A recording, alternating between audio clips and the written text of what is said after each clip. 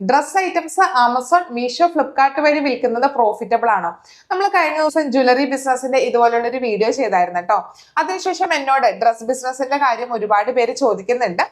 Same തന്നെയാണ് കേട്ടോ. നമുക്ക് ഡ്രസ്സ് ആയാലും ആമസോണിലും മീഷോയിലും ഫ്ലിപ്കാർട്ടിലൊക്കെ എപ്പോൾ വേണമെങ്കിലും റിട്ടേൺ ചെയ്യാനായിട്ട് സാധിക്കും. അപ്പൊ ഒരുപാട് കസ്റ്റമേഴ്സ് വാങ്ങിച്ചിട്ട് വെറുതെ റിട്ടേൺ ചെയ്യുന്നുണ്ട്, ഒരാവശ്യമില്ലാതെ റിട്ടേൺ ചെയ്യുന്നുണ്ട്.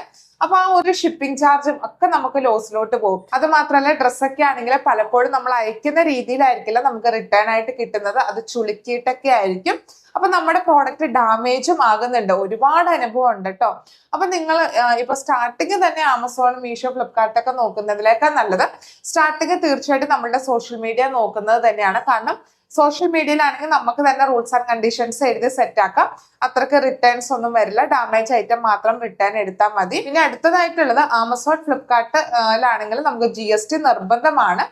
പിന്നെ നമ്മുടെ മീഷോയിലാണെങ്കിൽ സ്റ്റേറ്റിന് പുറത്തോട്ട് വിൽക്കുന്നതിന് വേണ്ടിയിട്ട് GST നിർബന്ധമാണ്. അപ്പം സ്റ്റാർട്ടിങ്ങിൽ നമുക്ക് GST എടുക്കാനായിട്ടും ബുദ്ധിമുട്ടായിരിക്കും.